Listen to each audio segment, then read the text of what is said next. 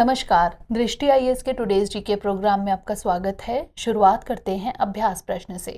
प्रश्न था, Commonwealth games 2022 में संकेत सरगर ने किस खेल में भारत को पहला पदक दिलाया है? स्क्वाश, मुक्केबाजी, वेट लिफ्टिंग या फिर तैराकी? इसका सही जवाब है ऑप्शन सी, वेट लिफ्टिंग। हाल ही में संकेत सरगर ने बर्मिंघम राष्ट्रमंडल खेल 2022 में रजत के साथ भारत का पहला पदक जीता है। उन्होंने यह पदक पुरुषों की 55 किलोग्राम भारोत्तोलन यानी वेट लिफ्टिंग स्पर्धा में जीता, इसलिए विकल्प सी सही है। इस प्रतिस्पर्धा के फाइनल में उन्होंने कुल 248 किलो वजन उठाया, जबकि गोल्ड पर कब्जा जमाने वाले मलेशिया के बिन कस्डन ने 249 किलो का भार उठाया था। आपको बता दें कि इन खेलों का आयोजन इंग्लैंड के वेस्ट मिडलैंड्स में स्थित बर्मिंघम शहर में किया जा रहा है। तो इस तरह इस प्रश्न का सही जवाब है ऑप्शन सी, वेट लिफ्टिंग।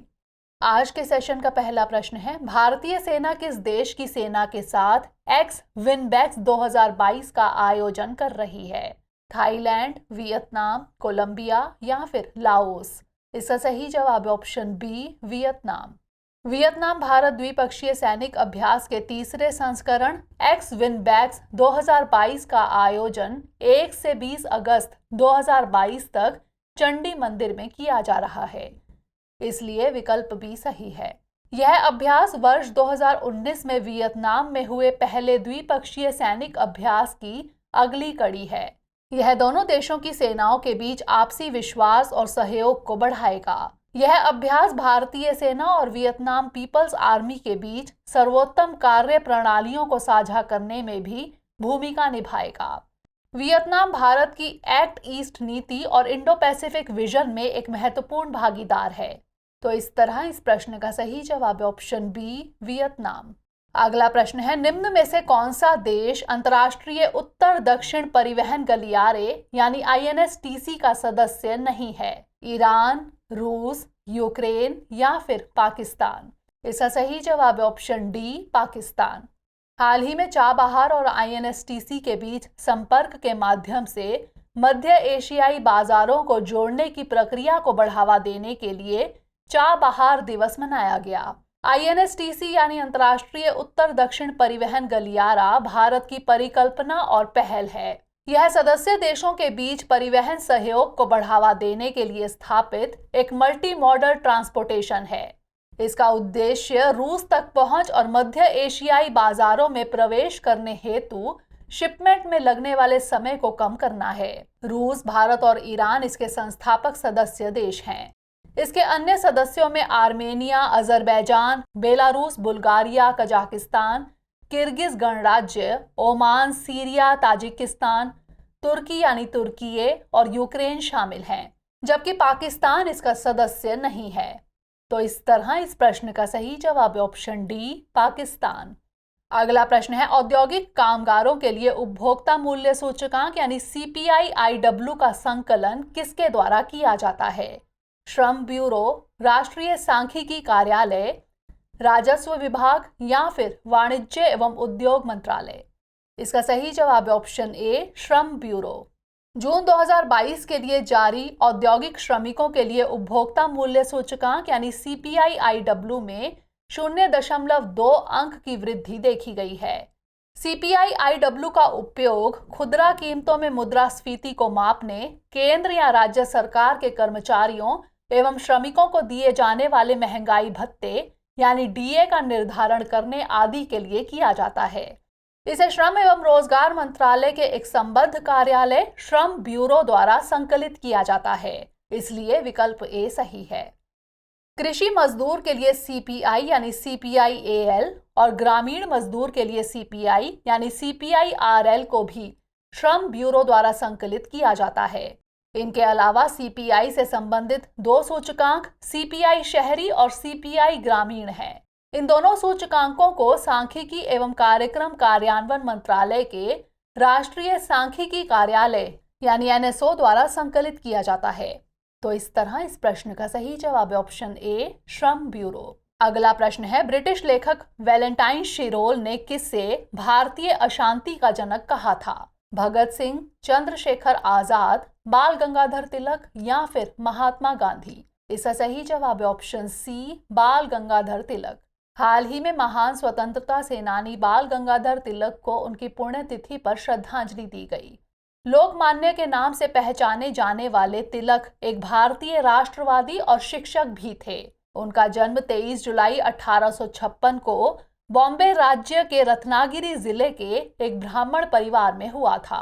भारतीयों के बीच एकता को मजबूत करने के लिए उन्होंने जुलूस, संगीत और भोजन से युक्त भव्य समारोहों को मनाने का प्रस्ताव रखा था। उन्होंने गोपाल गणेश अगरकर के साथ मराठी में केसरी और अंग्रेजी में मराठा नामक 2 साप्ताहिक शुरू किए थे।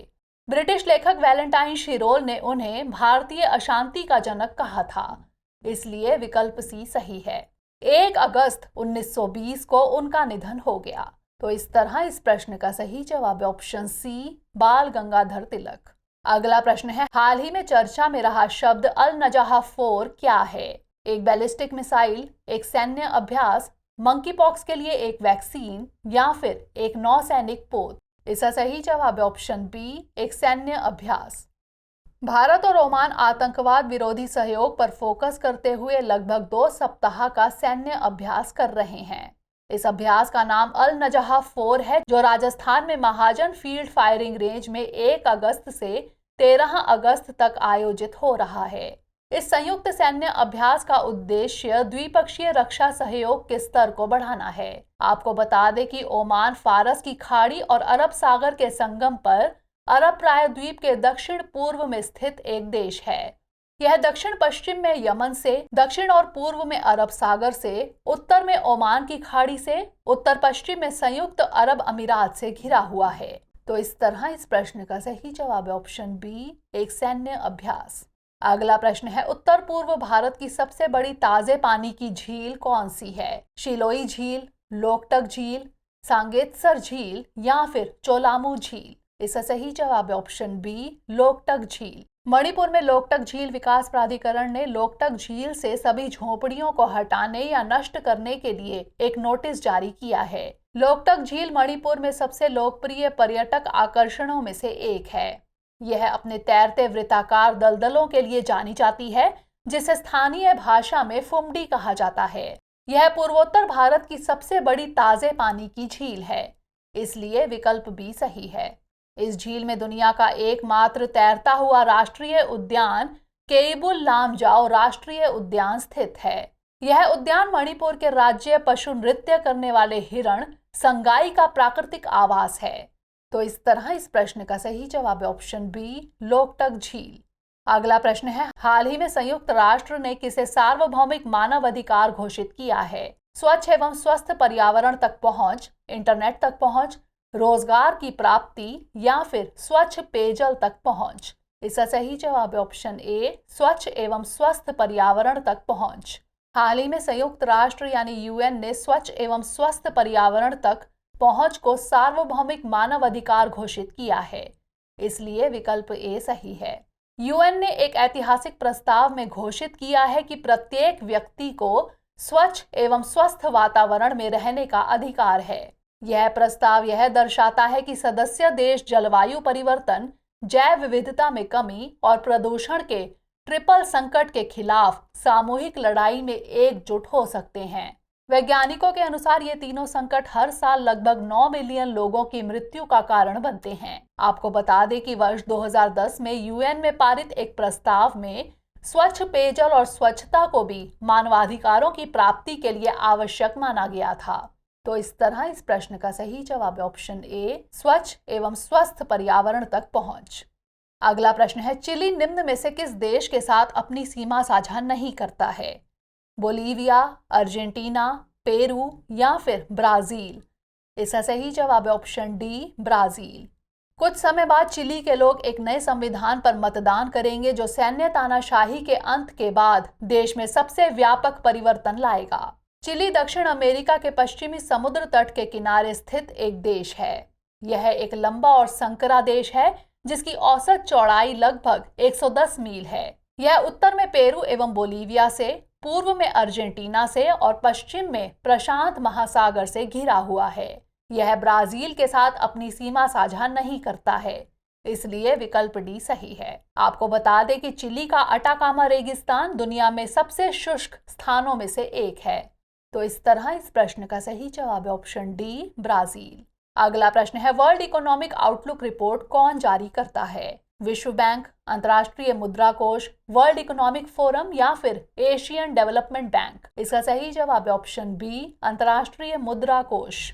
हाल ही में वर्ल्ड इकोनॉमिक आउटलुक रिपोर्ट के अप्रैल 2022 संस्करण के लिए एक अपडेट जारी किया गया। इस रिपोर्ट को अंतर्राष्ट्रीय मुद्रा कोष यानी IMF द्वारा जारी किया जाता है, इसलिए विकल्प बी सही है। IMF वर्ष में 2 बार अप्रैल और अक्टूबर में यह रिपोर्ट जारी करता है।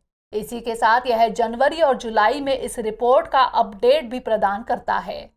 जुलाई के अपडेट में IMF ने चालू वर्ष के लिए भारत के GDP का अनुमान घटा दिया है। IMF की स्थापना विश्व बैंक के साथ द्वितीय विश्व युद्ध के बाद युद्ध से तबाह देशों के पुनर्निर्माण की सहायता के लिए की गई थी। तो इस तरह इस प्रश्न का सही जवाब है ऑप्शन बी, अंतर्राष्ट्रीय मुद्रा कोष यानी IMF। अंतिम प्रश्न है, वस्तु एवं सेवा कर यानी GST संग्रह बढ़ने के क्या कारण हैं? 1. राज्य के अधिकारियों द्वारा उठाए जा रहे कदम। 2. कर चोरों के खिलाफ कार्रवाई। 3. आर्थिक सुधार। 4. उच्च मुद्रास्फीति दर। नीचे दिए गए कूट का प्रयोग कर सही उत्तर चुनिए। 1, 2 और 3, 2, 3 और 4, 1, 3 और 4 या फिर उपर्युक्त सभी। इसका सही जवाब है ऑप्शन डी, उपर्युक्त सभी।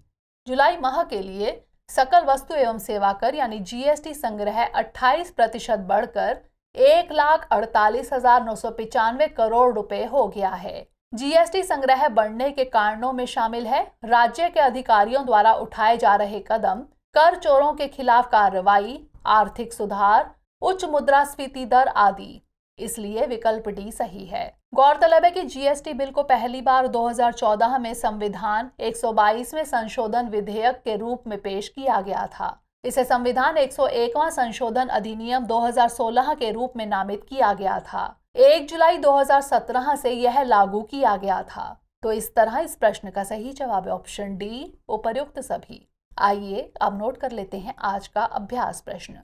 भारतीय संसद में शामिल है लोकसभा और राज्यसभा, केवल लोकसभा, राष्ट्रपति और लोकसभा या फिर राष्ट्रपति, लोकसभा और राज्यसभा? इसका उत्तर हमें कमेंट सेक्शन में भेजना मत भूलिएगा। अगले सेशन में नए प्रश्नों के साथ मिलेंगे। तब तक के लिए पढ़ते रहिए एंड स्टे मोटिवेटेड।